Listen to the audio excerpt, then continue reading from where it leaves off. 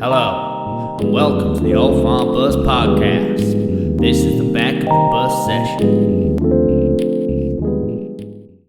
Do you know what? It's also time for me to say this.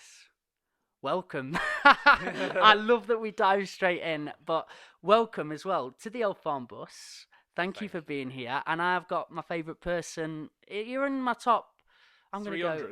Yeah. Cheers, Mikey. I'm going top 10, and you're not 10. You're in there man, somewhere. Man. Honestly, I reckon he's saying, I'm going to check his videos. No, Does he say this to everyone? Watch them all. Watch it at home. But honestly, Zak, thank you for coming today. Zak Purdy, to be exact. This is my camera, and you do everything. You do a bit of life coaching. What would you call it? So I used to be a personal trainer, but I don't like that word because it brings like a personal trainer. It reminds me of like a womanizer. I'm going to break it down. Personal, so it's yours, and then train. Yeah, but you've got a connotation to that definitely. That you're not. So I think you advance from like fitness instructor to personal trainer to coach. Yeah. And then you start specializing. But at the minute, I see myself as a coach, not just physically but mentally as well. Like I don't really advertise that because I'm not a qualified psychologist. But using my own experience that I've been through, I like to try and help other people to try and help them see a different way. But I also working on the body. I think getting someone to change the body. No, changing somebody's body is easy, but getting them to change up here to want to continue with the change, and that sort of that's the hard part, and that's the part I enjoy is actually helping people change their mind, not changing people's mind. And the funny thing you say there is like you've not got the certificates or you've not been to medical school for this or anything like that. But for me, if I went and got a personal trainer or a life coach or anything like that, I really just want the person to be invested, to feel like we were talking about before, like an authenticity in them. Like when I've been depressed before and I've had lots of struggles with my mental health, and I go to see a professional, and it just felt really medically based. I went and spoke to them, and they were using a lot of jargon that I was sort of acknowledging. I was like, I know them words that you've been told to say, but I don't think you're implementing it in the right. I might have just experienced a bad experience of it, but when I've actually grown the most or felt the most that somebody spoke to me was when they've just been really authentic and real. And that's not from somebody that I've been into an appointment to see, but it's from a guy at the gym. Well, if I can touch on that, like with the professionalism, they're trying to maintain a professional look. We're sat here right now. You're not trying to be anything. I'm not trying to be your personal trainer. We're just having a conversation, two friends. But if you're coming to me for training, all of a sudden I've got this new almost persona of like, right, Mikey, this is what we're going to do, blah, blah, blah. And you switch. So that's what the professionals do, which makes you feel almost uncomfortable. I find some of the best ways to help people mentally, like, and again, I'm not an expert, but is to have a conversation and almost get them to say what they need to do. Because we don't want to be told what to do. Like if I told you to take that hat off because it's good for your head, yeah, you just like, it's like, I don't want to do that. But if you come to the conclusion that taking your hat off is good for you, then you're going to take the hat off. So to help people, you kind of need to get into a conversation, ask a few questions, guide them towards the answer. Because I strongly believe that we all know what we need to do. It's just acting on it. And then once they've got that in their head, some of the best conversations I've had with people is where I help them. But by doing so, I tell my brain that this is what we need to do. So if I'm saying, Mikey, it's bad for you to drink, blah, blah, blah, my brain's like, it's bad for you to drink. It kind of recites it and takes that in. Yeah. It's like giving yourself help rather than relying on other people for it. Does that make sense? 100%, mate. I've always find from teaching others as well, you're always taking the most out of it a lot of the time, but that helps you implement them, and then they're going to get into a point of like, I enjoyed that, I want to help somebody who's down. It does make a cyclical effect of helping people. It's kind of a knock-on. And always when I've met somebody like yourself or somebody that I've had an experience where I'm like, that's helped me, that little moment has done something that I can live with, I've wanted to impart that in some way. So moving it on and becoming a teacher at some point is really important. And that, like, what's the word? It's sort of like manifests, and it all manifests to one another. Have you had this like go on recently? Have you moved with somebody that you've worked with and you were like, oh, we've had a moment there, we've had a little situation where they were really low and you thought, oh, I'm really proud that that's helped them? It almost feels bad to say, because I'm like, I believe that I don't really do anything. it's them that's doing it. So like, I think you left a comment saying, really proud of you, Zak. Yeah, I was like, look, yeah. it's the people that are doing it. But Yeah. I have had a lot of moments recently where people have we've managed to make breakthroughs, and it's quite emotional. Like they'll God, we've had one lady recently, no names because no client confidentiality, and she is a bigger lady. And I've started this like online 21-day challenge. There you go, advertisement. Advertise all you want, online baby. 21-day challenge, right? And she came to me, and the workouts are set up so that everybody can take part. You've got level 1, 2, and 3. Okay, so let's say you're an athlete, you can go with level 3. Mm-hmm. Let's say you've never exercised before, you can do level 1, but you can take part and you can make progress. This lady come to me, and she's in a bit of a mess, physically, mentally, emotionally, spiritually, like everything. But she knew it, and that's why she came. But she came and she says, look, I'm worried about not being able to keep up with people. I'm worried about not being able to take part in the exercise. I'm worried about this and that. I might need a little bit more help. And I love that. I was like, boom, cool. Because she's asked for it, and, but in 2 weeks, she lost nearly a stone. Wow. Which a lot of people might think that's unhealthy. Well, she's a bigger girl. Her body's trying to get rid of it now. But she's not just lost the weight, she's completely switched the mentality around. One thing she said to me, right? She said, I don't want to be the girl that cut her life short. I want to be the girl that changed it. And I was like, wow. Because it's so true. It is inside people. They have this know of, I need to do better, I want to do better. But sometimes it really does take a catalyst or somebody to just go, this is what you need to do, and just guide them. I do believe what you said in... It always needs to be the individual. They have to want it. They have to be at a stage in their life where they're ready for it. But to have somebody to go, you know what, like, you can do this. It is okay to start. Well, here's what you just said that's important there. Like, if we're sat on these and we're quite comfortable, are we going to move? No. What if there's a nail underneath us? I'm out of here. Yeah. Like, so, but what if there's just like a bit of a stone? Just like, oh. Yeah.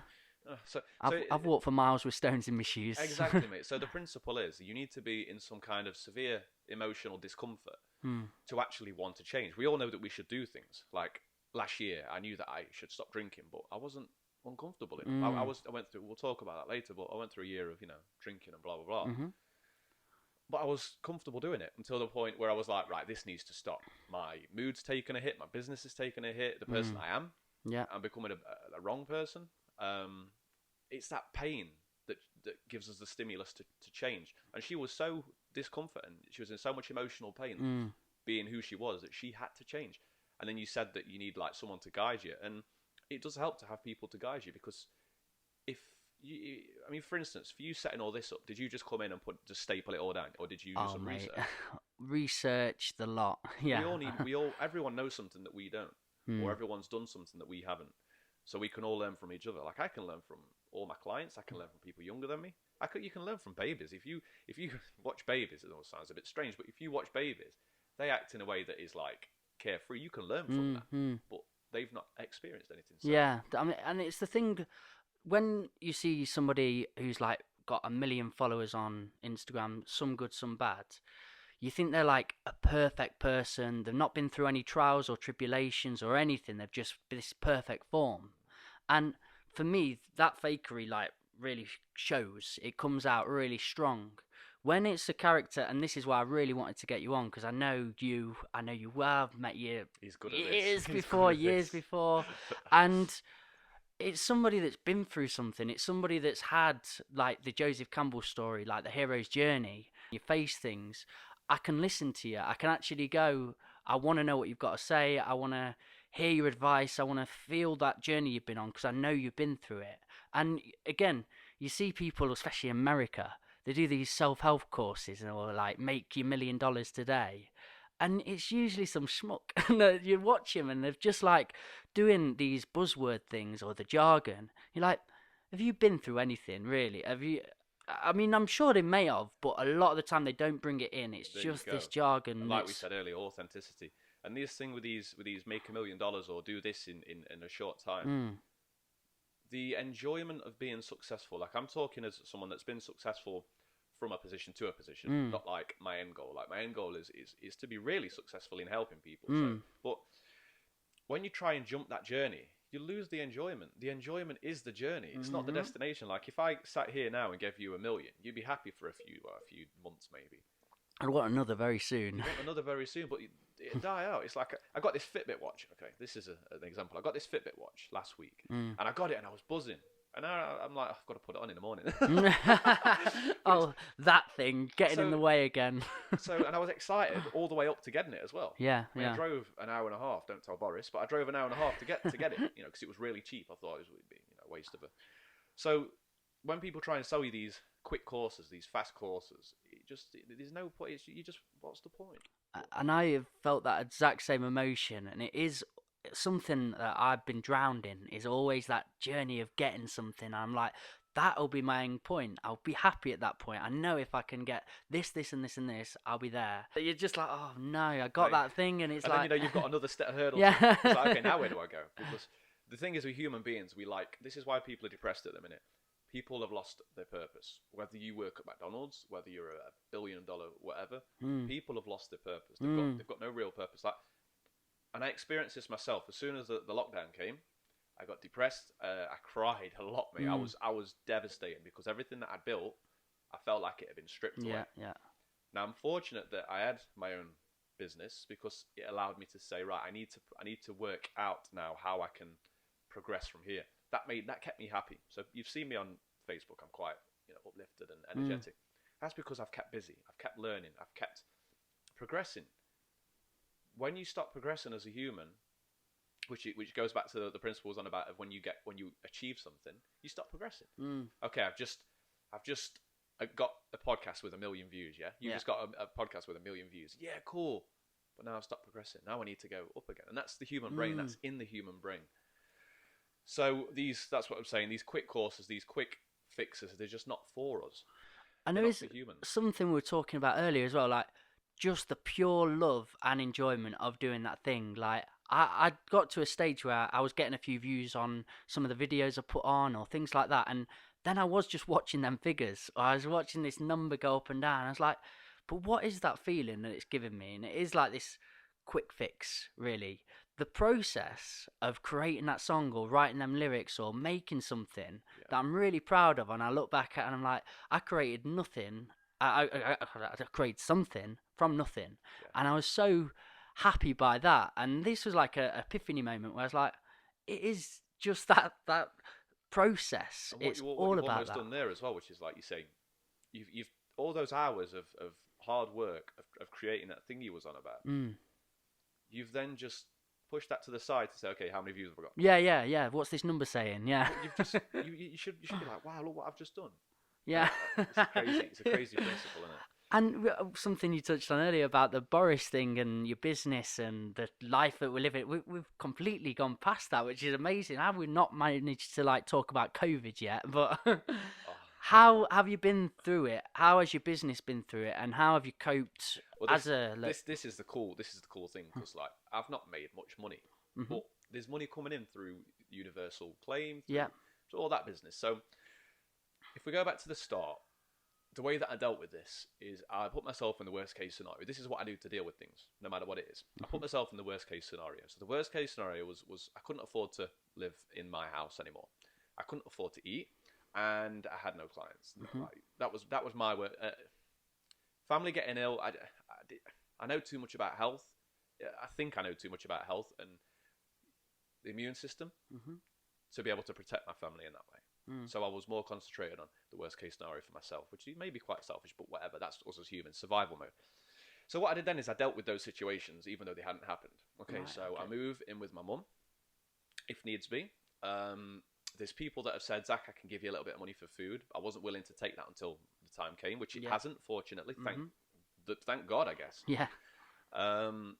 And I just dealt with them there and then. And then at that point, I'd already planned and dealt with the worst case scenario that I could deal with what was going on there and then. Does that make sense? Oh, 100%, mate, yeah. So then once I'd done that, I had my meltdown, my breakdown. But I also said that I know what's going to make me feel worse. So, but alcohol's going to cause depression and anxiety. I know that in myself. I can't speak for other people, although I know that I will get anxious and depressed by drinking alcohol.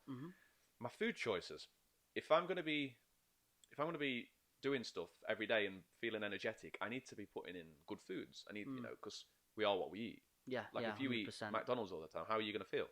I totally I felt it recently. I had like a week of eating just rubbish, and I was like, "What am I doing to myself?" How I did you woke up feel? one morning, I looked at myself. It wasn't just the aesthetic or anything, but I just felt low, fatigued. Like it's such an important thing of what it's like a train, isn't it? If you Yeah. put good fuel in, it goes. If you Well, don't, it's not if happening. you've got a diesel car and you put petrol in, something's going to go wrong, mate. Something's going to go wrong.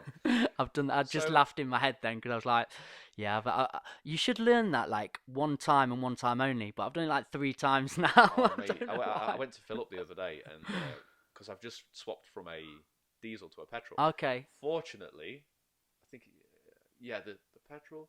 Okay, so the petrol nozzle is Yeah, thinner yeah, than the diesel. yeah. And I was like, why is it? I was there for like at least 30 seconds. Like, why is it not going in? Getting all frustrated. Oh, yeah, wrong. And the reason I laugh even more at that is because I've had that, but I've yanked them in. I'm like, you're going in, and they go. If you want it to fit, it does fit. Yeah. There's more of the story there. And then from eating healthy, I decided that I needed to exercise every day because what I wanted to do was create a space that was so physically demanding that what was going on out there was minor. What I say that, obviously people have died, but what I'm saying is for myself, I needed to create something that was so intense and so hard to do that all that was kind of in the background as noise. Does that make sense? Yeah, 100%. Yeah. So I exercised twice a day. I did cardio and I did resistance bands or kettlebell or whatever every day for 36 days until my body was like. Do you have a little space at home for Just this? in my like, living room. Living room. Mate, Beautiful. I don't want to be in there training, but do I want to feel like shit? It's just a lot of people like make excuses at the minute, don't they? Like, I can't train. No, there's nowhere to go. The gyms aren't open. All this. It's like I've built this little space in my living room as well, and I just I'd like do dips on the cushions and do press ups and all That's them it. things, and it's possible. Literally going for a walk. Just even if it's not about looking a certain way, it's about feeling a certain way. More importantly, it's about. I always say a good body is a byproduct of a strong mind. I love that saying. Yes, you train the mind and the body follows, and that's the important thing. Like if I'm sat here and I'm fat, if I've got a strong mind, I can deal with that because I'm happy in myself. Whereas if I've got a weak mind but a strong body, I'm going to be like, I don't look good enough, and that's where steroids and stuff. But anyway, that's a different conversation. So business-wise, business took a hit. People didn't want to train. Obviously, people had to focus on what was important to them. So business, family, food. Fitness wasn't important, obviously, which makes sense. So I didn't lose clients, but clients distanced themselves. Now, to me, that almost felt like an attack. Yeah. I don't, if you listen to this, I don't know. But it felt like they just left me. And I was like, oh, who am I? Because I wasn't a personal trainer, a coach anymore. I was just this entity that I did because I tied who I was to the job role. But people was just doing what they needed to do, and that's fine. But I thought, well, if those don't want to exercise and those don't need me at the minute, who does need me? So I just started making conversations with people. Like every time someone posted something on Facebook, I'd try, like if it was a negative thing, I'd try and lift them up. Or if someone was doing exercise, I'd like spur them on. It was just trying to bring the community up. And then through that, I started creating new ways of training people, like online training. Amazing. And it was just. Again, I wasn't charging much money for it. I didn't need to charge much money for it because what use is money at the minute apart from food? Yeah. My rent is being covered by whoever, the powers that be.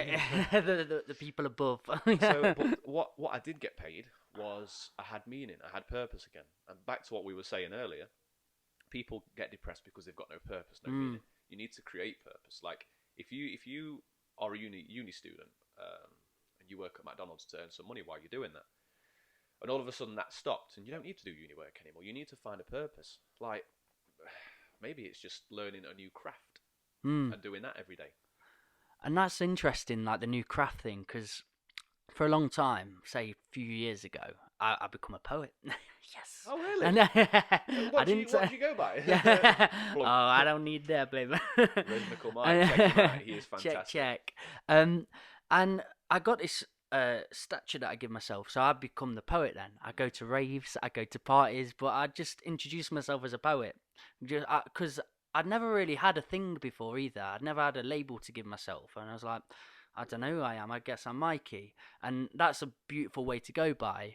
But when I got this thing, it was, yeah, I'm a poet, and I felt really proud by it, and that purpose came. The only thing is, like, after a while, my purpose, like, it didn't diminish, but it calmed for me. I said what I needed to say. I performed where I needed to perform. I did the things I needed to do, and I felt good. But then I was like, okay. But then I got really worried because I was like, oh, that purpose is gone or whatever. But then I was like, oh no, that was just a thing that I enjoyed, that craft. And then I found filmmaking, or I found podcasting, or the bus, or just like even making the stage in that. All these other purposes came to me. And it's like, oh, I was just enjoying the feeling of having recognition, and thing, yeah, that was me. But the fact I had a craft and I got to learn so many other things by just learning that craft, I was like, oh, what does it take to be a good poet? Okay, well, I can take all them things that I learnt to be a good poet and implement that in what it takes to be a good podcaster, or what it takes to be a good filmmaker. It was just being thirsty for it. So maybe by becoming something, we need to become something to learn how to be lots of things. Like, I think so, Matt. And it's not just labelling yourself like I'm a rapper, or I'm a poet, or I'm a footballer, but knowing that can always grow out, and you can grow in with a new thing, but always having that underlying like feeling of wanting to learn, wanting to become something else. Like I think if you lose that, that's when you lose that important part of yourself, where I believe happiness comes from a lot of the time. I think it's a saying. It's like, if you're not growing, you're dying. There's no staying the same. Mate, you've got all these sayings that I need to get that head open and just be like, mate, affirmations everywhere. Mate, beautiful. It's not even my sayings though, is it? It's just things you hear. Like anything that's in your head or my head right now, most of the stuff is either from experience or from what we've heard from YouTube videos, from other people. So like we can't really ever take credit for anything, which is kind of a esoteric concept right there, isn't it? Let's not get It too always deep into is. the, It into the always rabbit is. hole. Who are you really into for that, by the way, as well? Just like, are there any people that you Hey, found? listen, I think it depends. I think it depends on the position you're in life. Like, so when I was working as a car valeter, washing cars every day. Let's not go back there. But I got to a point after 5 years of washing cars where I was sat on the nail. I was like, I need to get off this nail right now. So instead of sat at a table talking about shit and judging people and talking about other people, I'd put my headphones in and I'd listen to motivational videos. So I feel like it starts with motivational videos like Les Brown, Tony Robbins, great, yeah, that I've listened to a lot of him. And then once you've got that motivation, you then need to use that motivation, that energy, and learn something. So then what I did is I was listening to like Arnold Schwarzenegger. I was listening to Kai Green. What's his Kai Green? His name? The bodybuilder. The big black bodybuilder. He's huge, man. I'd listen to all of those, and I'd listen to fitness, and I'd read. And then once I'd learnt stuff, let's say I hit a dip and I was low motivation, I'd go back to my motivation videos. At the minute, I'm listening to a lot of like business, because I've got to a point where I want to learn about business, because if I could become a better businessman, I can let people know that they need the service better. Does that make sense? Yeah, 100%, so I'm listening to like Gary V. I'm listening to Gary V. is my kind of business mentor. You know, who else have I got? Is he an American guy, or I think I've watched some of his, and they're seeing. Is he quite on it? Yeah. I really like his way of being. Awesome. I'm like, gets me fired up. I'm like, right, I've got to go and start a business now. Yeah, So. man, the way that he breaks it down as well. He says, how old are you? 27 now. 27. Yeah. So you live for 27 years. Do you ever feel like you're not moving fast enough, like with podcasts, with numbers? Oh, totally, man. Yeah. Okay, yeah. but let's say, how long have you been a poet for? Yeah, about 4 years now, actually. 4 or 5 years. So you've been doing it properly for 4 or 5 years. Yeah. Let's say. That's out of 27. Imagine if you had another 27 doing knowing what you know now, doing what you do now. That's what Gary Vee says. He says you're going to live till you're like 100, because of the way that medical and modern science is advancing. We're going to live another God knows how many years. So why are we trying to rush to the end product? So Gary Vee for that. Who else do I listen to at the minute? Bedros Koulian, for any personal trainers or fitness instructors. He's incredible. He created Fit Body Bootcamp in America, and he's got like 700-800 like places all around America. Wow. So he's good. Who else do I listen to? I listen to spiritual people as well. I've got like my business aspect in life, my physical, my emotional and spiritual. Yeah. So I have mentors for each, and I'm listening to the minute to Infinite Waters. He's incredible, man. Okay. Have you What is that? podcast? It's Infinite it's Waters. a guy. He's a YouTube channel. Okay, I'm not. No, I'll I'm not. send you a Yeah, video please later. do. Yeah. He's incredible, I'm man. thirsty Just for listening this, to yeah. it makes you feel like, so anyone that's feeling stressed at the minute, go listen to Infinite Waters. And I'm listening to semen retention videos as well. Okay. Which is something that we can touch on. Well, yeah. Oh, I'm ready. I'm. Part of the pod. We'll But touch on that. I've just get to that point of. So that all became like you started listening to motivational videos at this job. How old were you at this job that you're at doing? Was it valet? Just washing cars. Washing cars. Oh dear.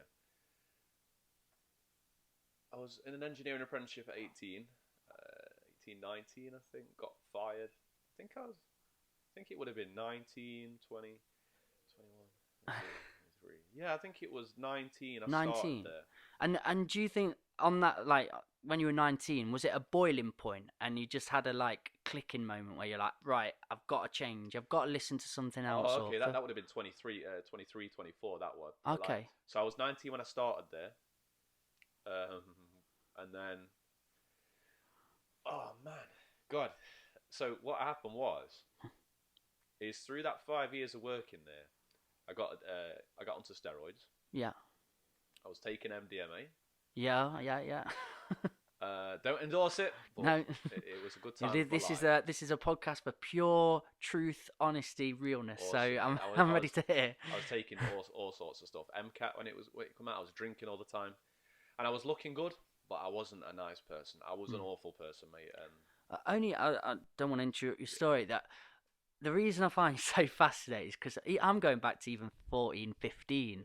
But I remember back in the day, because we're from similar towns, similar areas, like you're a mythical character to me.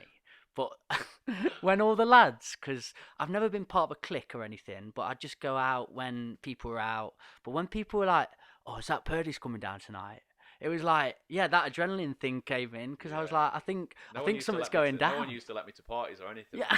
And it was quite, I guess it was quite an upsetting time, because what happened was I wouldn't be allowed to parties because I created this character for myself. But then because people wouldn't let me to parties, I'd almost fire up the character. I'd be like, okay, yeah. Let's go. Go back again. And that's why I just respect you. So honestly, I think you're such a cool person. And I've again sat back, observed, just seen what you're doing. And to know somebody in that place, and I've been not very nice before and been in that place, but hearing the Zak Purdy name come up and being kind of fearful of it, but I'd never even met you. That's what happens to conditioning for children and young people, are like, yeah, just be scared of him, yeah, he's a wrong 'un or whatever. That come through, and I built this fearful thing up of you. But then maybe I did see you back in the day a bit and you had a fight or something, but it was your story and what you've been through. And seeing where you're at now, I just can't comprehend it. I can't imagine how somebody has been through all that, built that name up, but actually been the person you are now. And I know you're at such a truthful place because of that story and because of that history. And it's admirable. And I just want people to see that in you. I want you to do a podcast, because I think just listening to that all the time, like hearing because I know if you wrote a book, there's about 1 million chapters in there, and hearing it. So yeah, if you want to go into that bit of where you came from in okay, so I mean, we'll start as a kid. As a kid, I was a very pleasant kid, very kind. I'm talking like under 6, under 7, under 8, probably between the ages of like 0 and 8, 9, 10ish. I was a very nice kid. Everyone said to my grandma, he's a lovely kid, blah blah blah. Brought up by my grandparents mainly. And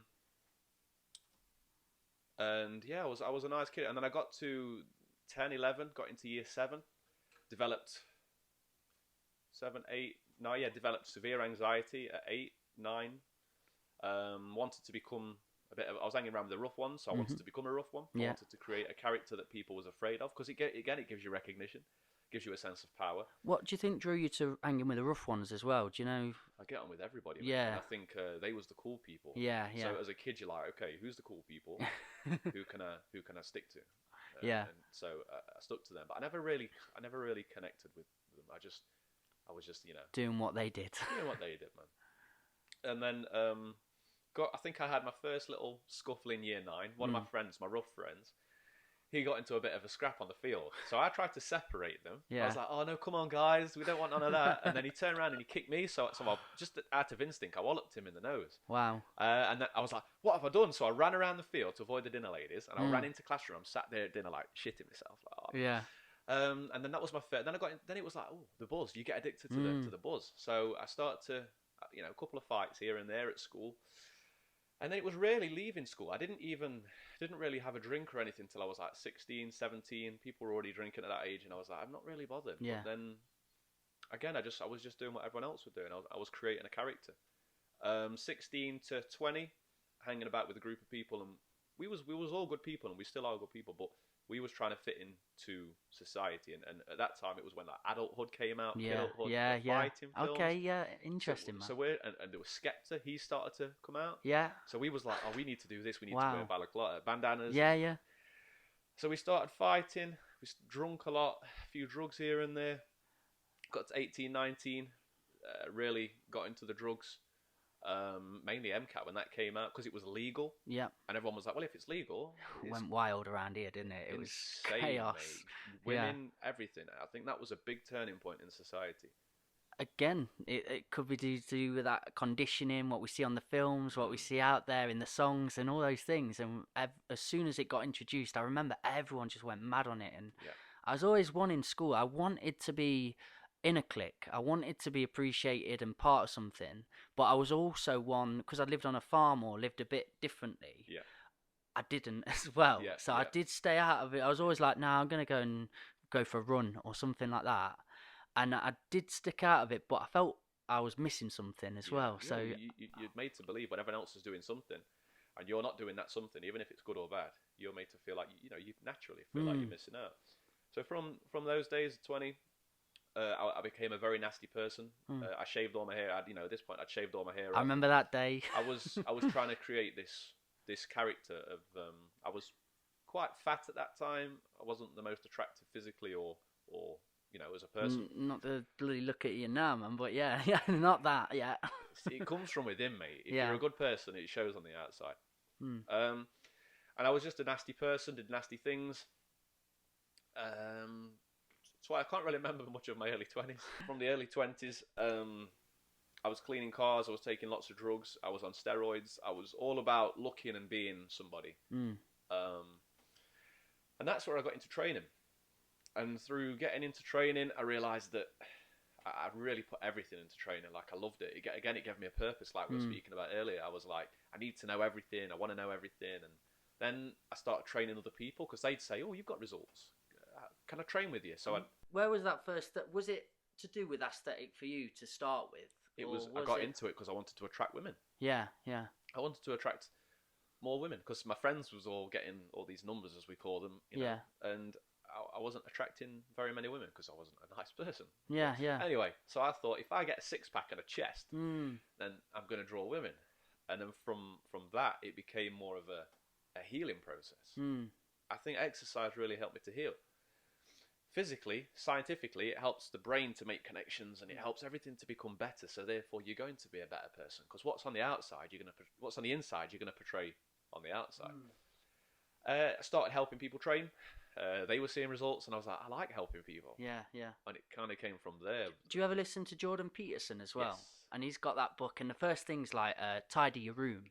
And that's like what I think to the body as well. Like if you start with the body, tidy the room, tidy the body, tidy the mind, and it all follows, doesn't it? Exactly, mate. And that for me is something, it's really come with time working it out, because I get into something like yourself through what would be deemed as the wrong reasons. Maybe even poetry was like, I want to be seen, I want to be appreciated, I want to have views and all that. But then afterwards, when you're in it and you're feeling good with it, for whatever that reason was to push you in, something else builds, doesn't it? There's this. You realise you can help people through what you're doing. Yeah. Like whether it's poetry or whether it's anything, you can help people in anything. But I think originally, like you said, you have to get into it from a vanity standpoint. Yeah, a lot of the time it does start from there. Everyone wants to always feel squeaky clean, and I did this only for the right reasons. I got into this because I solely wanted to help and not do. And I do think a lot of the time there's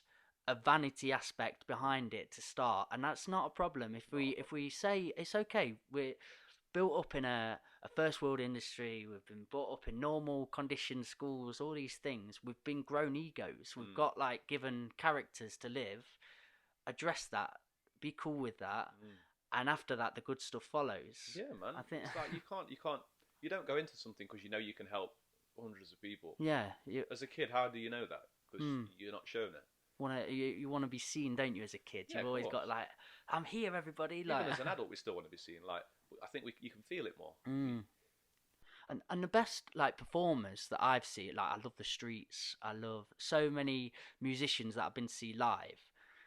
They're not egoless on there. They're carrying their ego on, and they're making them a really good performer. And clearly, there's still an element of like, yeah, I want to be seen, I want to be shown, but like they also get to a benchmark where it's like, oh, I have been seen now, and I can help others on the way. Like Mike Skinner started up a really cool studio, and he was helping like really up and coming artists and doing really good things. And it was like, yeah, it's you're watching somebody go from a vanity perspective again, but as soon as you get that feeling, that thirst, that everything comes afterwards, you're like, oh, well, how can I widen this? How can I branch this off into others? Yeah. And the best moment is when the others come, when that other moment, like, oh, it's now others' time. It feels so like relaxing. Like when we did the Old Farm Bus, clearly I wanted to start a business and these things, but we had a night here, like the busking session, and I came on stage. I had this wicked band on, Concrete Rose. I love the guys. It was a night with Chloe Rogers as well and Johnny Ollie, who were absolutely fantastic. But when the first band came on, I looked out. Everyone just looked really happy, like stupidly, like this is cool. This is a bit different, quirky, and the whole me thing, like the vanity, look what I did, all that. It went, and I was just looking at people happy, and it was like, oh, that's what you need to get to. That's the point you need to become. It's like just watching people be happy, Providing happiness for Yeah. people, man, and it's an incredible feeling that you get in return. Like I think so often we're trying to get something physical or something material out of somebody from providing a service, but we don't like. I mean, by you doing this, you're doing this for free, okay? You're feeling quite incredible about it. We're having a good time. We're feeling good. When you start charging people, that's when you bring stress into the equation, because it's like, oh, he's not paying me, or is he paying me, or am I charging enough? But then when you do it for free, all that leaves, and you feel incredible because you're giving happiness and you're receiving happiness. It's a very equal exchange. That's a really interesting point to be on. But the monetizing things as your business, when you find that passion, and then it turns into the monetizing, it is so tricky, isn't it, to find that balance? Because you need to, like we've just discussed, we need to exist. We need to be on this level of getting food, the bare necessities. We need them, and we want them by doing the thing we love. But then that thing you love brings a little bit more anxiety, brings a bit more stress, brings a bit more things to the table. So harmonizing that there's a knack in that, isn't there? Definitely, there's a knack. Have you found that? I think I like to think so. Yeah. Do we really know? I think it's okay to ask for more money as long as you're providing more. The way I look at it is, if I'm doing courses, and if I'm learning how I can help people better, then I am bringing more value to the community, to society. So therefore, I can ask more money. Not too much, or it depends. It depends on the situation and everything. But I can ask them for more. I can't just go, right, I need some more money. Right, everybody, we're paying £5 extra today.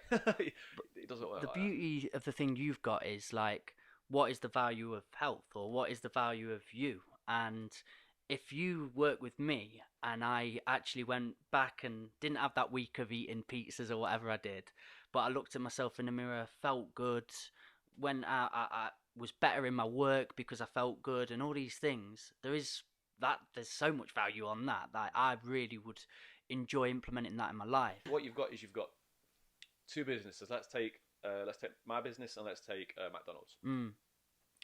Even if McDonald's bumped their prices up, people would pay them because McDonald's are good, because they should be, creating a perceived emotional desire for said product. If I go to people, guys, you need to get healthy, you're like, what?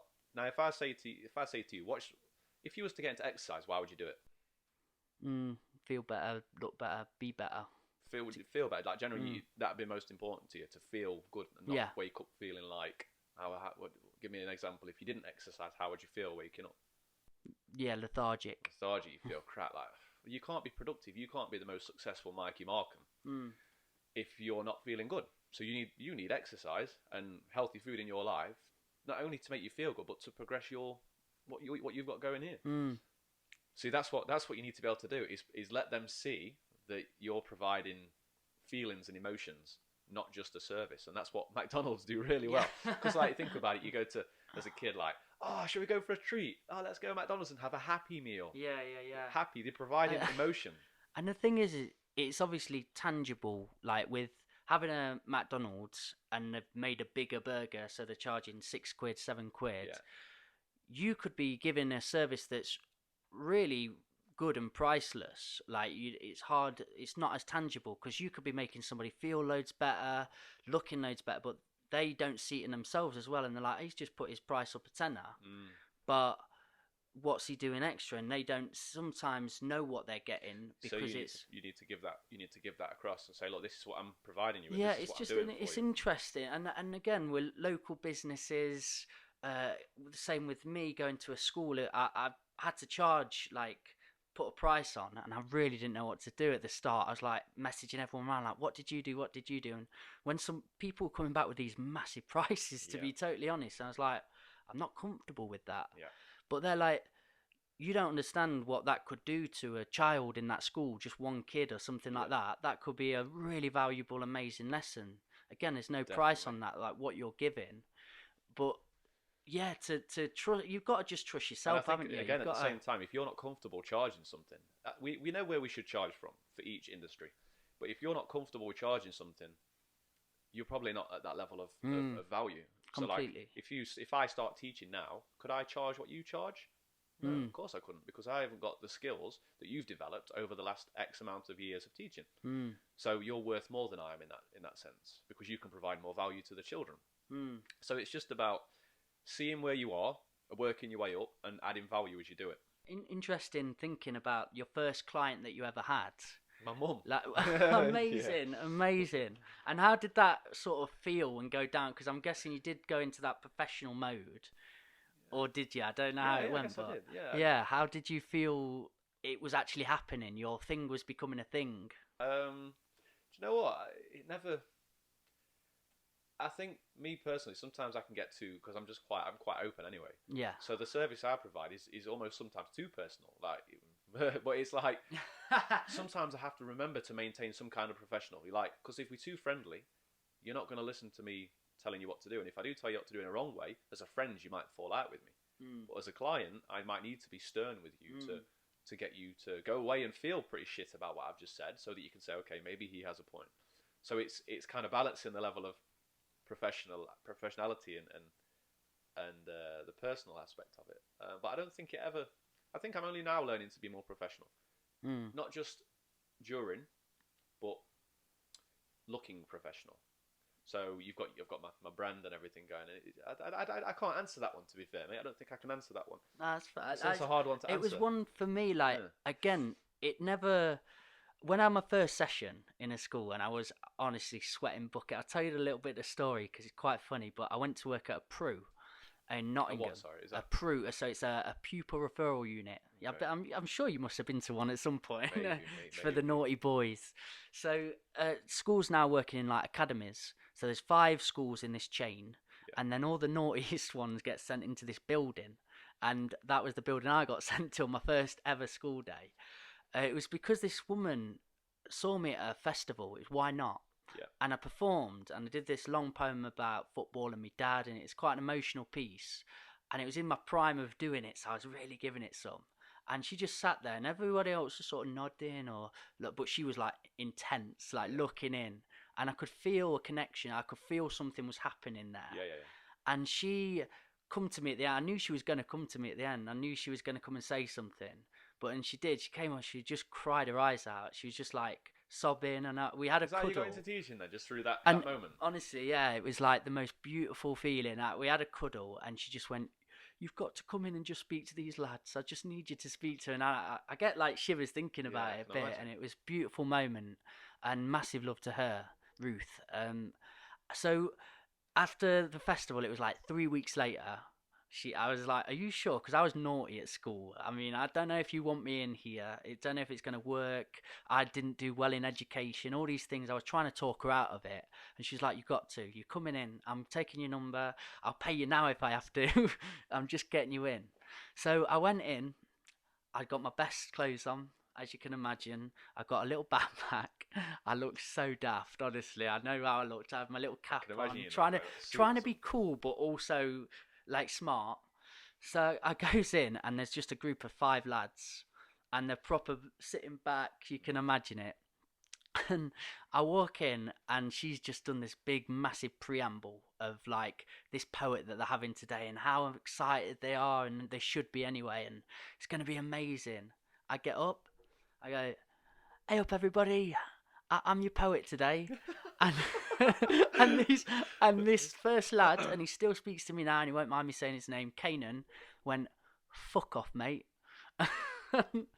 And 14-year-old lad to just say "fuck off, mate," and it's my first introduction in school. I did that like Grandpa Simpson walk where you get your bag and you want gone, but I didn't. I went, "All right, like fair enough. Anyway, I've come to perform. I'm doing this," and I did a poem about this prison, and the prisoner gives this guy a letter, and it's one of my favourite poems to perform in one of them places because it's about a good friend of mine. And I looked at Kanan again, and he went, "That's not poetry. That's fucking sick."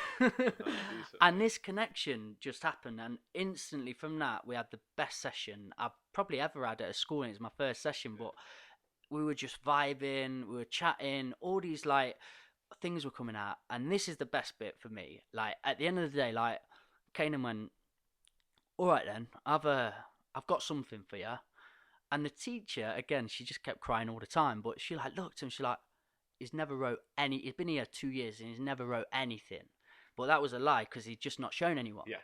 So he got his bag out, pulled out these like scruffles of paper, and he just looks and he go, "Yeah, I've got a rap." So we put on a beat, some crazy like grime beat, and he performed his poem to all, and it's so brave of him, because all his mates, he'd never done anything like this before, and they all just sat in silence, formed this like rap thing, and it was incredible. It was about his mum being beaten by his stepdad, all the drug stories you've got, all these things, and his mates, without prompt, without anything, got up and high-fived him, hugged him, told him he's sick. Well, you see, the amazing thing there is you've changed, maybe changed his life forever by you just reading a poem out and you being in that position.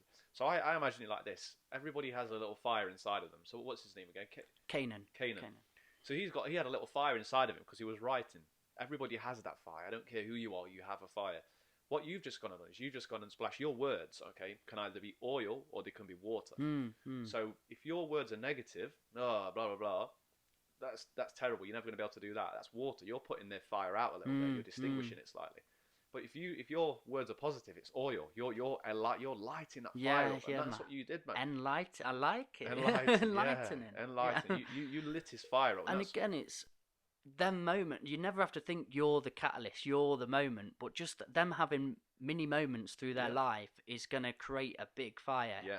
It doesn't have to put a whole canister on straight away. Everything where me and you are right now, or who me and you are right now, shall we say, is catalysts of all the people in the past that have given us words, that have given us like belief and given us that sort of stuff. And that is just to that question I asked, was just because that moment was so strong. I remember thinking, this is what I want to do. This is a purposeful thing. But then after that, there was never a moment of, oh, I'm doing it now, or oh, this is my thing. It's just every time it's like a new experience to me. I don't know how you feel in yours. I just always get this like, I've never mastered it. I never know too much about it, but I suppose I'm more comfortable with the price that I put on myself. Yeah, so definitely. You get a lot more comfortable asking about asking for money when you know you're providing. Yeah, you're worth it. When you know you're providing a service. People starting off, they don't know what they're providing yet because they've not provided anything. So I don't believe that you should go and ask him for a lot of money. But Are you in a good place with it now? You really can't, like, if so, got a client call up today, Yeah. you'd know the procedure straight away to go to. You'd be like, right, we're going to meet up, we're going to do this. Do you have a step by So 2 meters step? distancing, please, Mikey. Yeah, yeah. There's no COVID in this story. We're COVID free at the minute. Yeah, if people rang me up, mate. Are you really comfortable in Yeah, definitely. that service now? I'd have a conversation like me and you. Like we'd probably talk online first. That's usually how it happens. I'd ask them what the problems are, what it is that brought them to me, and why they need to change, or need to change, not want to change. And then we'd go from there. We'd have a conversation. We'd figure out what's best for that person, and then we'd help them change their life from there, physically and mentally, definitely. And one thing I love about you, you really are your product. Like, because you do see, like, honestly, some personal trainers, like you say, I'm talking a lot always about the States because I see it. I love YouTube and finding people, but it's some massive fat fucker, like some big guy telling you to eat this right or do this.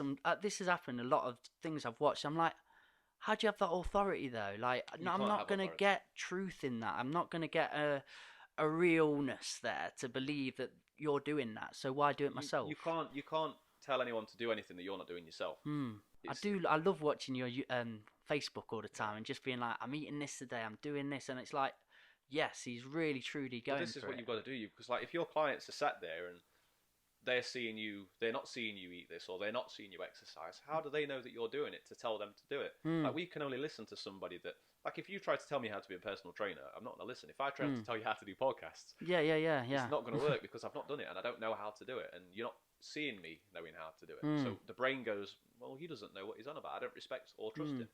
So yeah, you've got to be living it. You've got to be that geezer that's doing it. Yeah. But the thing is when you're doing it as a personal trainer, sometimes you can fall out of love with the training. Okay. Because you're in the gym X amount of hours a day. People come to you sometimes with no motivation. They're down. I don't want to exercise. That rubs off onto your motivation sometimes. Like, you know, the fires, and they're putting your fire out a little bit. So it's finding a balance of. So I feel sorry for I can understand where the bigger personal trainers are coming from who've let themselves go. I did the same thing last year. I was drinking every day last year, brother. I took a couple of drugs last year. I went back. Yeah. What was it? I wasn't growing in my business anymore, and I needed dopamine from elsewhere. Interesting. Yeah, I know where dopamine comes from. Dopamine. I know. Dopamine. I mean, dopamine comes from all kinds of sources, like porn. Have you ever? There's a documentary. Is it a book? Porn on the Brain.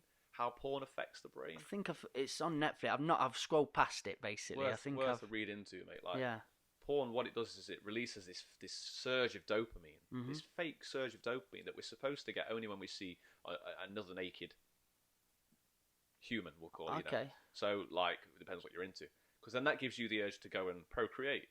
But now we every day we're getting it, like boom, boom, boom, and it short circuits the dopamine receptors.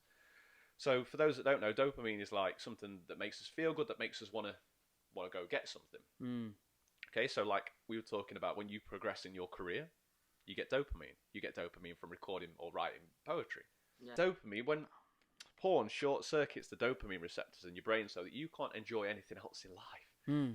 It's kind of crazy what it does to you, mate. Like, when you stop watching porn and stop doing all that stuff that's short circuiting your brain, everything feels brighter. Like, everything smells better.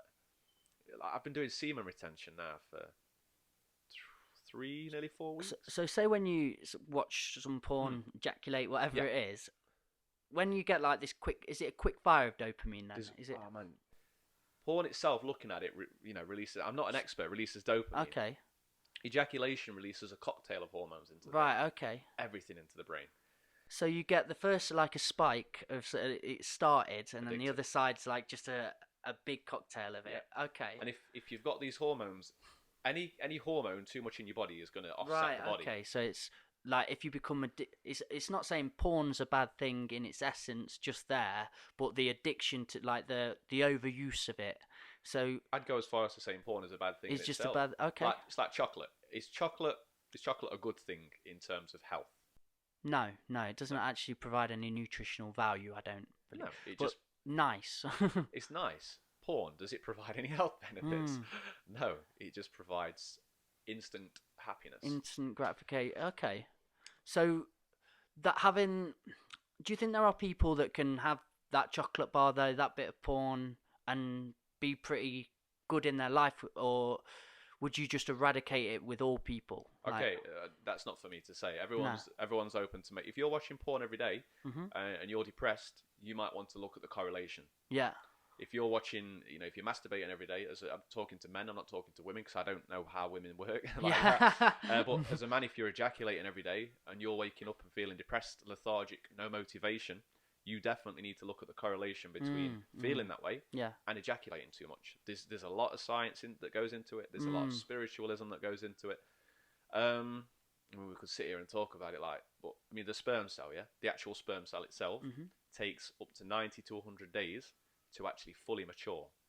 Okay, the body takes 90 days to. Semen is a different thing. It's like a it's like a substance. It's like the thing that transports. Fascinating. It is fascinating. Yeah. So if you're ejaculating every day, your body's trying to keep up with that demand. Okay. Sperm, it creates life. So think how much energy your body needs to use to create that every single day. And then you're letting it go. It's like, and if you look into spirituality and that sort of stuff, it's the life force. It's life force that you're letting go. I've been doing it for 3-4 weeks now. Yeah, that's something I really wanted to touch on because it's something I've never touch on. Yeah. Good choice of words. Something I wanted to talk about with you, Zachary. It's a hard subject to talk about. We're going to go deep into this. Now, that is something I've heard about. I've had friends go down this path of not having sex for a period of time. How is it feeling for you? What are the benefits? It gets So I struggle. No, I don't struggle. Sometimes anxiety, because I had anxiety disorder for about 10 years, to the point where it was terrible. But that can creep up again, and I noticed that I was having up days and down days, where I go to work and my diet stays the same, my exercise stays the same. What's changing? So the days that I masturbate, and you could do this yourself if you're watching this. After you've had a wank, we'll call it. Let's just go right in with the dirty. So when you've had a wank, the day after, see how you feel. Okay, see if you feel energetic. If you feel like you want to talk to people, see how you feel. Do it for 2-3 days in a row and see how you feel. Then cut it out for a week and see the difference. I noticed in myself, I can make eye contact for longer with people. I feel more confident to do that. I've noticed. I know. You've got lovely eyes, Michael. And there's so many other benefits. More energy, more focus, more drive. I can remember things a lot better. One thing I know just come from me, sometimes I feel a bit irritable though when I say I've not had that climax. Is that because I've sustained from it for so long and I'm used to getting rid of it, or I think there's a multiple factors there. Your brain's like, I'm not getting my dopamine. Like not having a cigarette if you're a smoker. Yeah. But also you've got all this energy inside of you. If you're not using it, so there's this transmutation of the sexual energy. When the sexual energy builds up inside of you, you need to then transmute it either into something that you're doing, craft, business, blah, blah, into physical activity, exercise. That's why boxers and athletes do it. You need to transmute the energy, because if you don't, you're just going to get worked up until eventually you're busting up because you're trying to get rid of that energy. It's an energy. Everything's energy, and it's a strong energy, mate. And that's really fascinating in terms of people just sometimes aren't conscious with what they're truly feeling, what they're truly going through, and then when they get that feeling, they don't question it, they don't go off of it. I feel irritable, I must need that. Not to the extent of I feel irritable, I wonder what that is, and I wonder if I could channel it differently and do the extra questioning, because I think when you do that little extra steps in life and conscious of how you're feeling, you can work off of there a lot further. Definitely question your feelings. Whatever it is. Am I feeling anxious right now? Why am I feeling anxious? This and this. Then once you've got almost an understanding, rationalised it, you can kind of deal with it better. And here's another thing, right? This is one thing that why men might want to do it, is because it makes you more attractive to the opposite sex. So what happens is when you're busting nuts all the time, your brain says, "Oh, we have a mate every day.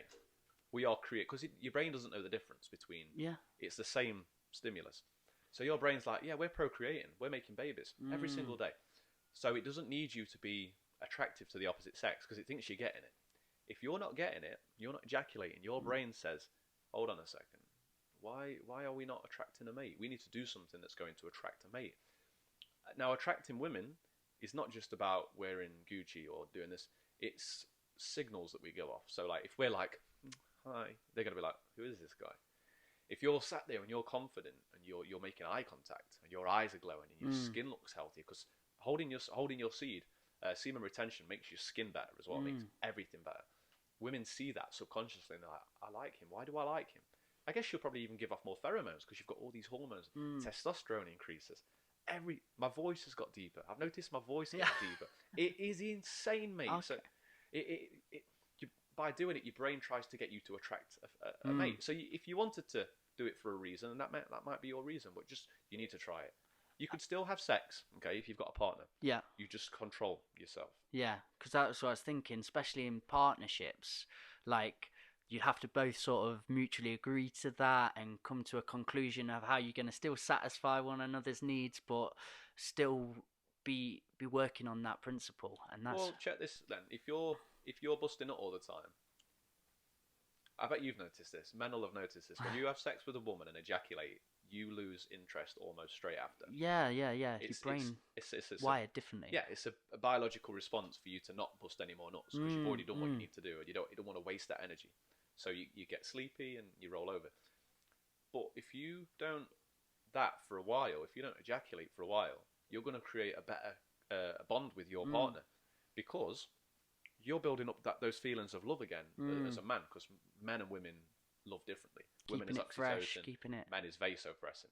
Okay, so but also then you say, well, my partner wants satisfying. That's fine.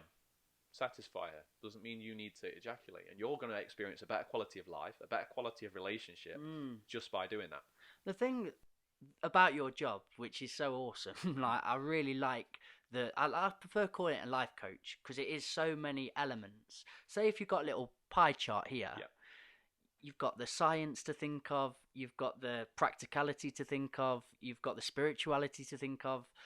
Do you do it in thirds? Like, say if you had to split that pie chart up, do you think more, are you a science guy, are you a spiritual, do you just work it all intertwine? It depends what the person needs, doesn't it? Yeah, okay. I think it depends what the person needs. I guess you always come from science because that's where your facts lie, almost. Yeah, completely agree. But then you look at the spiritual side of it, and spiritual and science kind of connect. Coexist, but let's say if I'm talking to you, you know a lot about the spiritual side. So I'm not going to try and sell you on science. I'm going to tell you the spiritual side of it. Whereas I can tell, say, somebody else, and they might be into science, and I can say the exact same thing, but I can say it scientifically for them, so their brain understands it. And it's about having ways of getting that information across that resonates. And it's so funny because realistically, they're so close together as well. The science and the spirituality, they do keep like crossing paths at all moments. I remember recently another podcast I like, the Russell Brand podcast. I used to really like his True Show. I didn't watch him for a long time, and then I went back and watched his podcast. And he's grown a lot as well. And he did one with Ricky Gervais, who I also really admire and really like watching. So it's really interesting though, because Ricky's very atheistic, very scientific minded, and obviously Russell's like this babbling, spiritual, all beautiful words, energy. Yeah.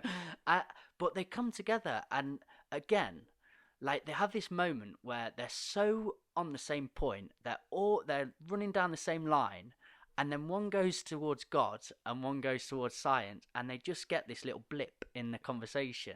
Yeah. They're still talking about the same thing. They're talking about the need for want to help one another and others and their paths and everything. They're talking, and then they just get this little God thing come up or something. It's like, nope, and then they just go on again. It's just a difference of opinion, isn't it? Yeah, it's a weird one. I think the word centrifugal, like they get to this point where it's centrifugal. Whisper it. Centrifugal. Oh, that sounds good in these. And it is like things get to like this point, and then it just opens up a door of everything else. Yeah. And that feels like where they kept getting to, that they kept going, yeah, and then disagreed slightly, but then it opened up a door of like so many things that they wanted to speak about, and it's really fascinating. Yeah, it all links up. I think there's like an underlying truth or underlying. I say like an underlying truth, and we just label it with science or spirituality or religion. We kind of know roughly what it is, don't we? But it was a thing I connected with you over that I really liked, was like you were open to it all. You never like laughed at anybody for a way of their thinking. You never like dismissed it and was like, that's bullshit or that's this. It's like they've got a thought, they've got a process, they've come to this conclusion. Let's explore it together. Let's find it fascinating. And there's so many people that I don't know what it is in the psyche or the mind that makes them want to go, shut off. No, that's not real. That's not right. If you look at it from a spiritual standpoint, I'm sure there's scientific proof how the brain reacts, but it's the ego saying, my way of thinking is right, and I don't want that to be disrupted. So it's like that. You see this a lot with the lockdown, with the coronavirus at the minute. Everyone has a standpoint and an opinion on whether it's David Icke and it's a conspiracy, or whether it's killing hundreds of thousands of people and it's a deadly virus, or in the middle. But what they seem to do is they seem to take what they resonate with and then defend it. But they don't take what they resonate with and then take a bit of this and say, who knows? Yeah. Nobody knows. And to me, like, listening to the conspiracy stuff as well, the problem is when you get called conspiracy, it's just that all gets bracketed in conspiracy. So that people who don't believe in conspiracies take the silliest conspiracy and throw that out there and say that's what a conspiracy theorist is. But there's so many now that have actually come out as truth. There's so many we could go to now and talk about and go, oh, that thing that people said was a thing. Like I was reading about this book recently that's come out about Charles Manson. Have you heard about that? No. And like the I think IRS, NHS. That's our thing. They're three little letters together. That's very important in America. It's not the SAS, but it's one of the them. IRS is the IRS. I think the money. It's like is it the tax? It's definitely not them. It's it's like the top of the police. What's above the police? Like it's. Oh, okay. I know what you mean. You know what I mean? Yeah, it's them three letters. I can't think. But it like turned out like this guy who was studying him for like 20 years. This investigation found out they were literally employing him.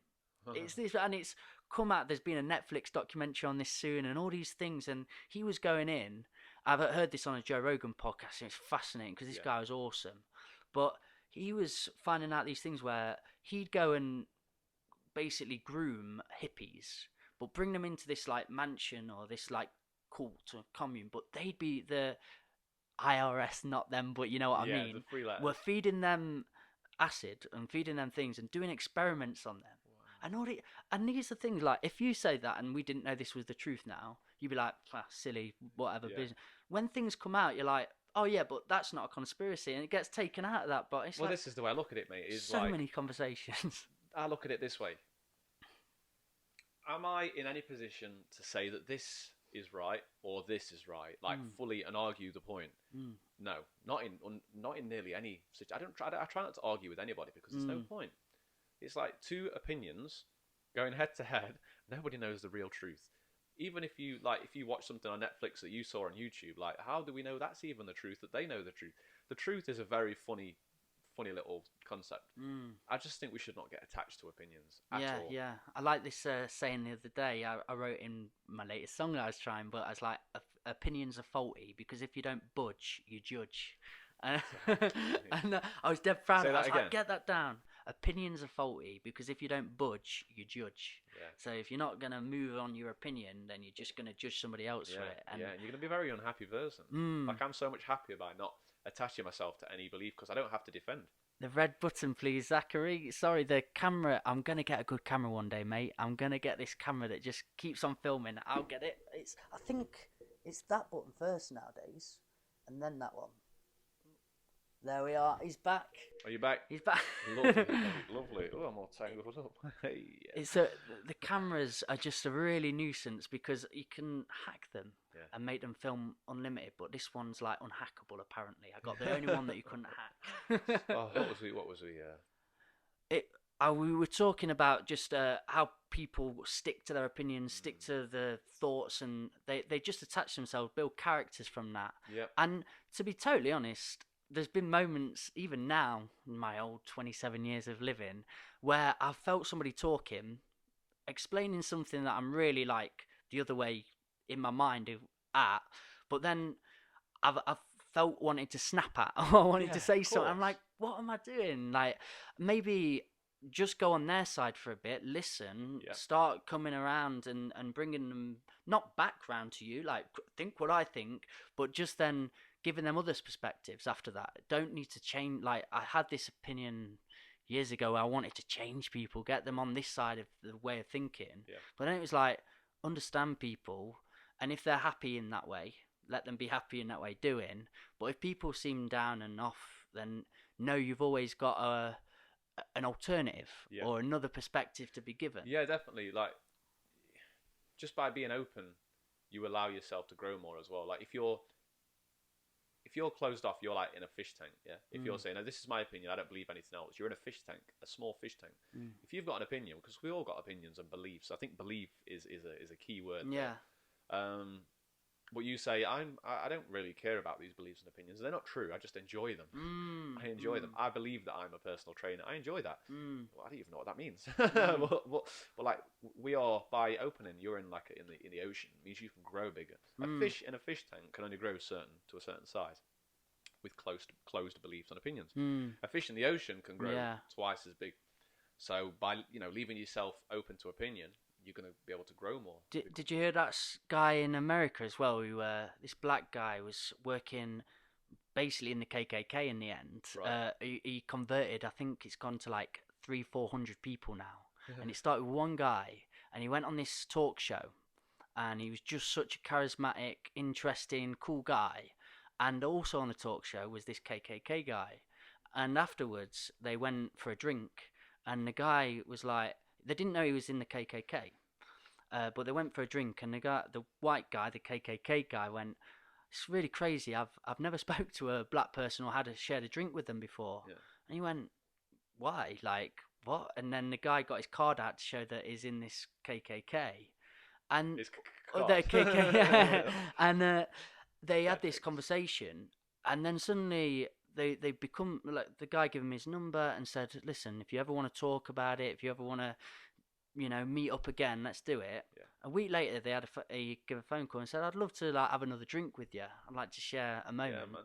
And then, because this guy was so intellectual but also charismatic and interesting and knew how to put his way forward but not be too condescending or belittling or anything like that, they become friends. So a month down the line, and this is a beautiful part of the story, but the guy brings his like uniform, he's like got his little white robe and all that, and just gives him his card and says, "I'm done with that." Wow. And it was and this guy, the guy who was on the talk show, got this feeling, and he's just thirsty for that. So he started going around and just meeting them, conversating with them, just having chats, and they'd all just be like, "He's a human being. He's a normal person." And they could be 40 years old, had this one way of thinking, conditioned way of thinking, and just out of nowhere, they met a lovely bloke that's made them want to change their thoughts. Well, like what we were just saying, that relates to what we were saying, because the black guy did is he went in unopinionated, because he could have gone in with KKK are bad people. And then the KKK black people are bad people, and then you've got the clash of opinions.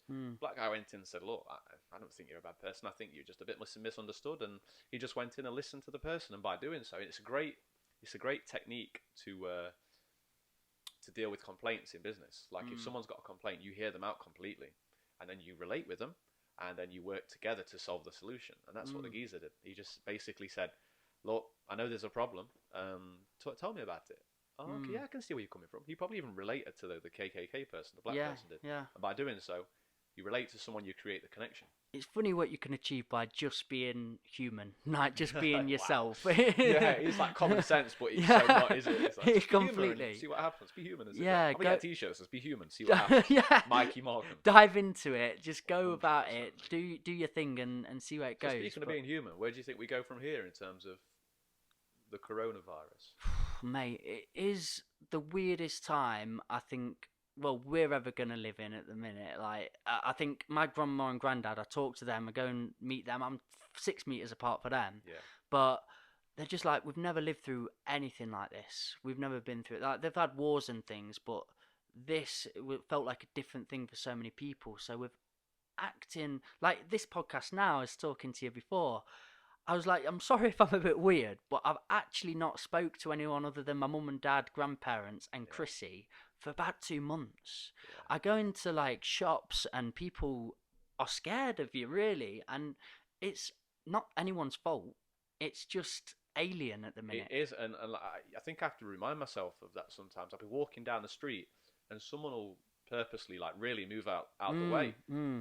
And I'm already 2 meters apart, whatever. But they go in there, and my body goes, "Oh, what's blah, blah, blah," and I get angry about it. I'm like, "Well, this person's just thinking a certain way, or it maybe has lost someone from it." I have to kind of remind myself that everyone's in the same position and scenario. And I think there's 2 ways of going about it, and it's either going to bring about this change where we just reassess, we look at everything differently, we check ourselves out, we think about how we've been before. I hope people go on a good side of themselves and think life's like seconds, it can finish, things can be thrown out, you know, you could lose a job.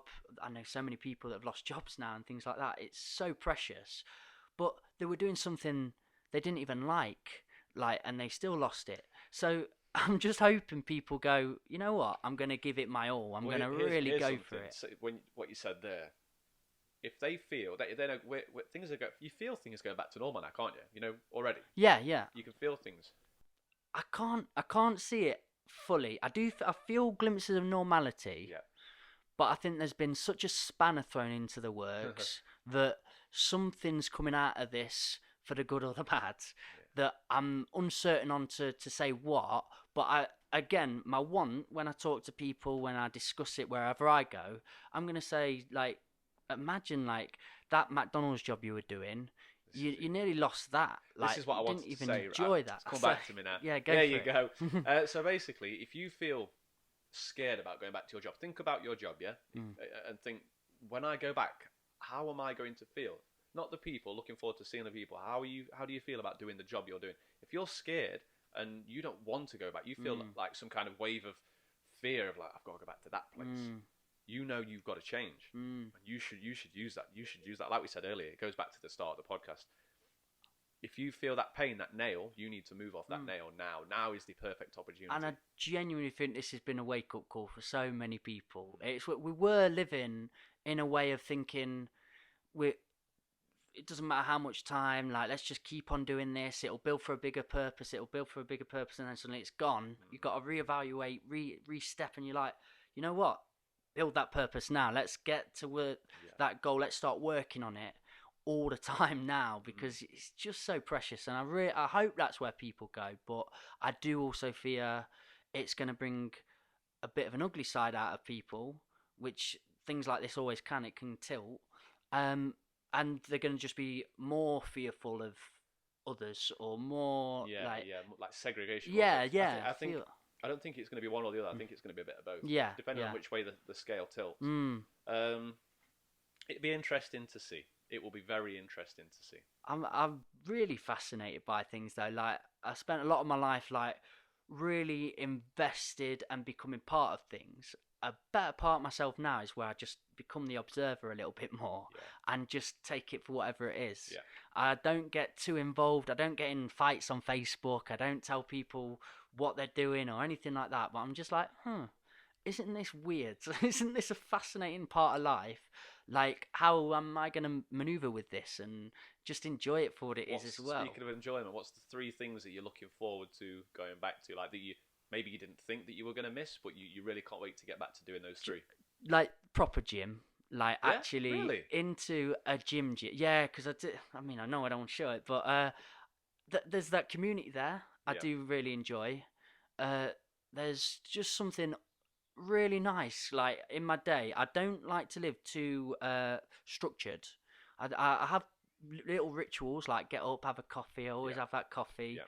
Knowing I've got the gym at some point in that day is just a really healthy thing to fall to. Like, if I run out of ideas of what to do and I've not been to the gym, I'm like, get that oxygen flowing, get the gym going. Flowing. Yeah, and it's a beautiful place. So definitely gym. Just being at a gig, man, like just being around people is going to be so for me, I'm all or nothing again. I'll be jumping in with the cuddles and just saying like, let's go for it. Like, let's just have a good Okay, come time. to Let's mine. have a dance. Let's go Let's for it, go for it. Mikey. So yeah, being around people again, and yeah, for me, collaborating properly with them. I'm really enjoying the music side of things I'm doing at the minute. Yeah.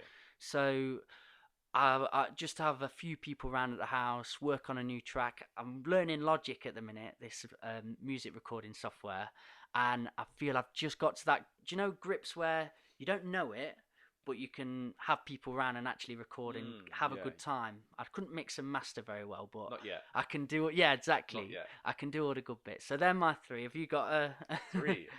Number 1 is being able to go to a pub, like almost like a restaurant pub, and sit outside and have a steak cooked for me, like, and just have a beer and sit with people and couple, like, there's a family on the other table around, hey, a bit of banter, you know, it is like, yeah. We don't feel weird, that sort of environment. That's number 1. Number 2, I'm looking forward to, I've got a lot of ideas now. I've had a lot of time to think and a lot of time to plan, and I've got a lot of stuff in the pipeline. Like, I want a studio January 2021, a private studio where I can, oh man, just thinking about it. As in for your coaching? For the training, wicked. You know, like, because the studio to me rang in my head. I was like, "What? It's doing music and all things like that." Yeah, but... no, it's the fitness studio. It's the private studio, like Wicked. with boot camps and one-to-one sessions, but it's private, so it's not a gym, but it's going to be big. Big. And what else am I looking? I'm looking forward to going and see people perform musically. Yeah. You know, there's something about watching people perform musically. The crowd, the connection, the emotion you feel, you know, listening to somebody sing. And listening to music's good on headphones or whatever, but listening to acoustic music live is just, there's a feeling to it. So I miss those. I'm looking forward to those. You're really into them as well. Like, I love your because as a performer, I've been to places and I've really enjoyed places, but then going as a performer sometimes it takes something away. I've also been to places where people are just waiting for their go, and I felt it. And I've been to poetry nights or certain things like that where I'm like, you're not really listening to anybody do their thing now. You're just here to do you. It's literally that. You feel it sometimes in conversations. You can feel it. You know what's happening. And I performed to stages like that where it's all performers there. And they're just like, right, is it my go yet? And they're just thinking about, they're doing their lyrics in their head. I've seen it myself. When they've done it, they sit down and they're on the phone or they're talking amongst Yeah, or they'll, I don't like the ones that come, perform, go. Something like, you know what's happening. And I've been to roomfuls of that. So, yeah, that gave me a bit of a sicky feeling towards it. But then I've been to them nights where you just get this honesty again. And you just get like some friend like Laurie Illingworth, the people that I absolutely just think are pure. Yeah. You're like, oh, you're just doing your thing, man. Yeah. I'm just watching you do your thing. Yeah, man. And then the thing is like you said, I know Laurie does, he appreciates other musicians. Yeah, spur musicians on as well. 3 things that you've learnt. Learn recent through COVID or just 3. It can be about yourself. It can be about where you want to go. Or it can be like things that you've learned. Beautiful. I think like definitely in my relationship, like how strong that can be and how strong it is. Like what we want to achieve. I'm having a baby now. Congratulations to Mikey Markham and Christina G. Christina G? That's going to seriously change me out. What's that? Sorry. Christina G, is that her name? Yeah. Well, it's Gil Johan. She's German. But yeah, she's got some German in her. And now a little bit of English. So yeah, you've learned that. I've learned just a lot. I mean, you can't pinpoint it, but just about my relationship, just what it is, what we mean to each other, and what I've not had before, like something new, and it's so refreshing. So a lot in that realm, and I could dive into that. About myself, just I do like my own living space as well. Sometimes I'll say I'm just going to go downstairs and be in my studio for a bit, and having the permission from Boris or permission to be at home. Seriously, just be in your space, and you're supposed to be doing that. I mean, we've been far apart, but I've just really enjoyed it. I've really enjoyed being allowed to not feel I should be working or I should be doing this. I've just been living. You know, I'm just touching on actually. You know, by saying you don't have to work. You've actually probably worked more than you would have anyway, because you don't have that feeling of I've got to do it. It's I want to do it. And you know that's for you then, don't you? Yeah. What's number 3 then? Number 3. Just need to get better food in my fridge. I need to get better choices, because sometimes I will go to the easy option, like you were saying before, the porn and the food and the porn and food. You're eating porn? Porn in your fridge? You need to try it. No, but all these easy fixes, and when there's an apple or a chocolate bar, both of them together, it's always a Snickers or something. If you haven't got it in the house, you can't eat it. And it genuinely is something I really want to freshen up on. I want to just make sure we get better things in, because I had that week of feeling horrible. Like, genuinely think it does start from what you're putting in and what comes out. Well, listen, mate, you've got to think about it like this. We haven't got to think about it like anything. You think about it however you want. But if I was you, I'd be thinking, this is why I eat healthy. It's not because I need to be healthy. It's because I need to feel healthy so I can provide a service or be the best coach that I can be. And if you want to be successful in what you do, you need to create discipline in your eating habits. If you've got no discipline in your eating habits, how are you going to have discipline in your business life? How is discipline creates consistency, which eventually leads to success, we'll call it. So you need to think about it that way, rather than I need to be healthy. Is if I don't feel good, am I giving a top service to? Are you the best teacher you can be if you don't feel good? You're not. It's just fascinating you saying that, because you think of, like, sometimes I'm really disciplined with making a film. I'm like, I know what I'm doing, but then that'll take a knock-on effect to other areas of my life. I know, like, I'll just go for a quick fix meal or something like that. But yeah, what you said there, like having disciplines in all the little areas of your life and not being like over strict, because I've had, when I was 16, like really obsessions, and I've got an obsessive mind anyway. But just being able to channel that and add in disciplines when they need to be, like, that seems really... Well, even having a treat day is form of a discipline. Like, I'm going to enjoy myself on Wednesday and a Saturday. Wednesday, I'm going to have this. What are you Saturday, going to have? Oh, me? Well, it depends how I feel. Like, I had a Domino's pizza on Saturday. Nice. 2,020 calories, mate. Wow. I had the chicken kickers and a bottle of beer and everything. But, like, I felt like I earned it in dessert. But what I'm saying is, by disciplining your treat days, you're still creating discipline in yourself. Self-discipline is mastery. Self-mastery, in my opinion. And what is next for it's called Z.A.P Coaching? Z.A.P Coaching, Z.A.P. Zak Andrew Purdy. And it was not Laurie, it was his brother Adam. Adam Illingworth, designed the logo, graphic designer. Go check him out. Really cool. It suits you. It suits you. It's quirky. It's playful. It's direct. He contacted me halfway through the lockdown, because I'd met him before the lockdown to sort it, and it was going to be about 4 weeks total.